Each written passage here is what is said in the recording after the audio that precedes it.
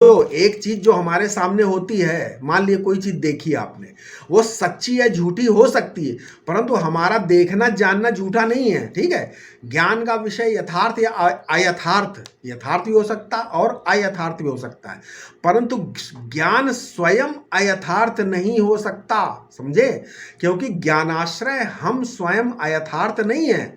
ठूंठ में चोर हो सकता है, परंतु दिखना, ये जो दिखना ये झूठा नहीं हो सकता। नहीं, इसी प्रकार स्वप्न का हाथी मिथ्या था, है ना, परंतु उस हाथी का दिखना मिथ्या नहीं था।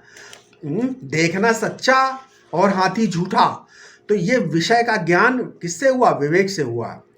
विषय दूर या निकट हो सकता है, परंतु ज्ञान दूर निकट को भी जानता है। क्यों? वो तो आप ही हैं, इसलिए दूर या निकट नहीं होता। विषय कल का, आज का, कभी का हो सकता है, परंतु ज्ञान सर्वत्र वर्तमान में ही होता है। ये वर्तमान समय भी ज्ञान से ही मालूम पड़ता है कि नहीं? विषय, घट, मोबाइल, स्त्री, पुरुष अलग अलग हो सकते हैं, परंतु इनका प्रकाशक ज्ञान एक ही है। समाधि, विक्षेप, धर्म, अधर्म, झूठ, सच सब अलग अलग हैं, परंतु इनका ज्ञान एक है।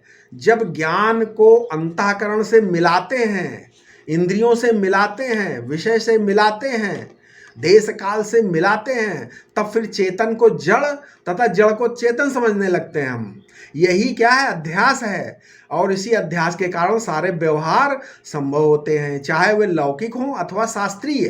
तो निष्कर्ष ये निकला कि यथार्थ ज्ञान का प्रमेयगत, विषयगत, अबाधित ज्ञान से ही तात्पर्य होता है।